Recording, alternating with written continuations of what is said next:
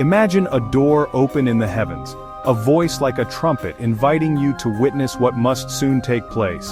The book of Revelation begins not with rules, but with a cosmic vision. Strange creatures, celestial thrones, and thunderous praise.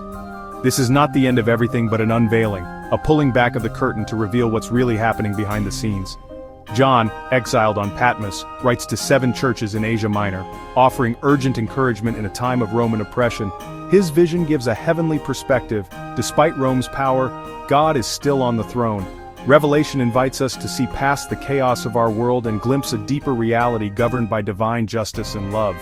It's not a roadmap for the future, but a window into the spiritual nature of the present. The call is to faithfulness, to hold fast to the truth of the gospel, even when the world seems to spiral into darkness. To read Revelation is to accept an invitation to see our world through new eyes. The mystery is not meant to confuse but to awaken wonder and hope. The first readers of Revelation were small Christian communities living under the shadow of Rome. The empire demanded loyalty, even worship, of the emperor, putting Christians in direct conflict with the state. Refusing to honor Caesar meant social rejection, economic hardship, and sometimes violent persecution. John's letter was a lifeline, assuring them their suffering was seen and their faithfulness mattered. He painted Rome as a monstrous beast, exposing the spiritual reality behind its power. Revelation is not a book of fear, but a manual for spiritual resistance, a call to faithful disobedience. John urges the churches to stand firm, resist idolatry, and bear witness to Jesus, even at great cost.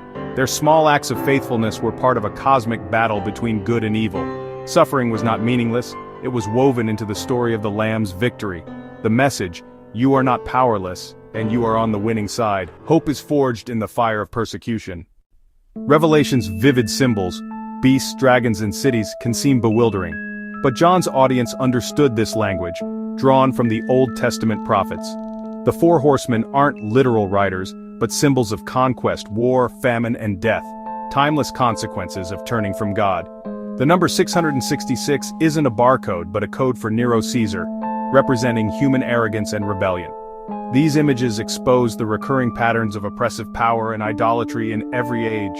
Babylon stands for any society built on pride and exploitation, not just a single city.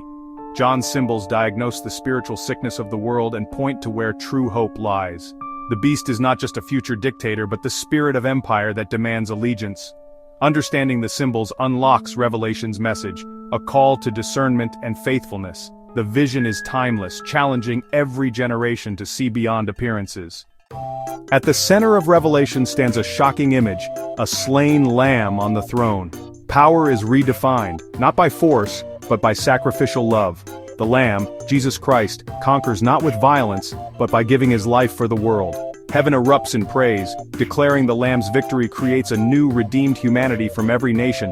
The conflict is not simply God versus Satan, but the way of the beast versus the way of the Lamb. The beast conquers by fear, the Lamb by love. John calls the churches to follow the Lamb's example, enduring, witnessing, and loving even in suffering.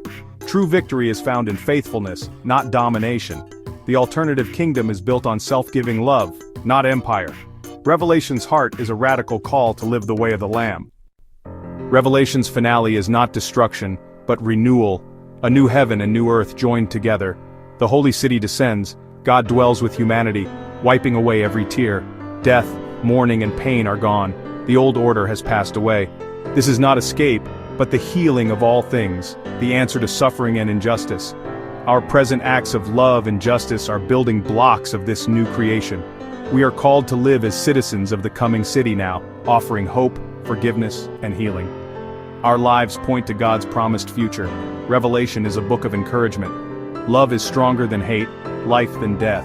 The river of life and the tree for healing invite all to come and be renewed. The final word is hope, an invitation to join God's story of redemption. The end is a new beginning.